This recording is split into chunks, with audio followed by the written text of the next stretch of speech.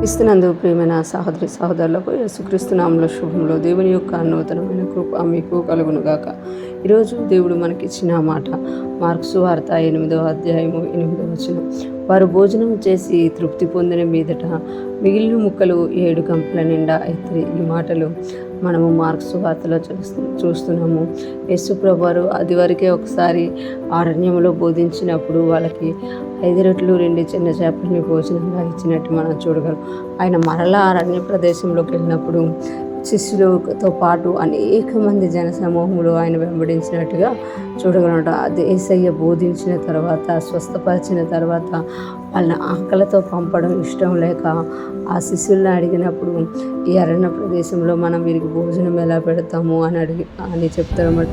కానీ యేసయ్య అంటారు కదా, మీ దగ్గర ఏమున్నాయి అని అన్నప్పుడు 7 రొట్టెలు ఉన్నాయని చెప్తారన్నమాట. ఆ 7 రొట్టెలని కొన్ని చిన్న చేపల్ని యేసయ్య ఆశీర్వదించి వడ్డించడానికి ఇచ్చినప్పుడు వారంట భోజనము చేసి తృప్తి పొందిన మీదట వారందరూ, అక్కడ వచ్చిన ప్రతి ఒక్కరు కూడా భోజనం చేసి ఏమయ్యారంట, తృప్తి పొందిన మీదట. అంటే దేవుని యొద్దకు వచ్చిన వారు ఆత్మీయంగా తృప్తి పొందారు, వాక్యం ద్వారా తృప్తి పొందారు. వాక్యాన్ని బోధించే యేసయ్య వాక్యాన్ని బోధిస్తుంటే విని తృప్తి పొందారు. అదేవిధంగా అనారోగ్యంతో వచ్చిన వారు అనారోగ్యాన్ని నుండి విడుదల పొందుకొని స్వస్థతను అనుభవించి తృప్తి పొందారు. మానసిక వేదనతో వచ్చిన వారు ఆ మానసిక వేదన నుండి విడుదల పొందుకొని తృప్తి పొందారు. అలాగే యేసయ్య వారి ఆత్మీయ అవసరతలు తీర్చడమే కాకుండా వారి ఆకలిని కూడా, అంటే శారీరకంగా వాళ్ళు ఇప్పుడు వెళ్ళాలి అని అంటే వాళ్ళకి బలం కావాలి కనుక వాళ్ళ ఆకలిని కూడా తీర్చడానికి ఇష్టపడారు. అందుకే ఆ 7 రొట్టెలను ఆ కొన్ని చిన్న చేపలను ఆశీర్వదించినప్పుడు వారు అందరు కొట్టించినప్పుడు వారు భోజనం చేసి తృప్తి పొందిన మీదట అన్నమాట.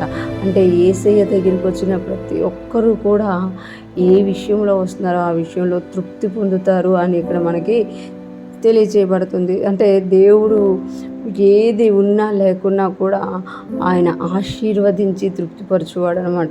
అంటే ఆ ఉన్న కొంచెమునే ఆశీర్వదించి తృప్తిగా వారిని పంపించినట్టుగా మనం చూస్తున్నాము. మిగిలిన ముక్కలు 7 గంపల నిండా ఎత్తిరి అనమాట.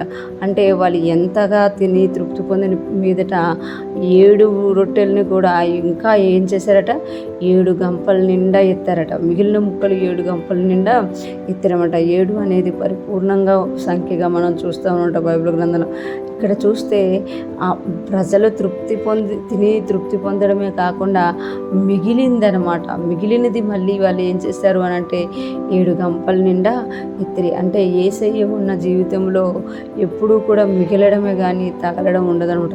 కొన్ని రోజులు, కొన్ని దినాలు, కొన్ని సంవత్సరాలు కష్టం ఉంటుందేమో కానీ యేసయ్యని వెంబడించే వారికి ఆత్మీయ జీవితంలోని తృప్తి ఉంటుంది, మిగులుడు అనేది కూడా ఉంటుంది అని ఈ వాక్యం ద్వారా దేవుడు మనకి తెలియజేస్తున్నారు. ఈరోజు ఫ్రెష్ మన్నా వింటున్న ప్రతి ఒక్కరం కూడా యేసయ్య దగ్గరికి వచ్చిన మనము తృప్తిపరచబడదుముగాక. ఏ విషయంలో మనం వస్తున్నామో ఆ విషయంలో తృప్తి పొందుకుందుముగాక.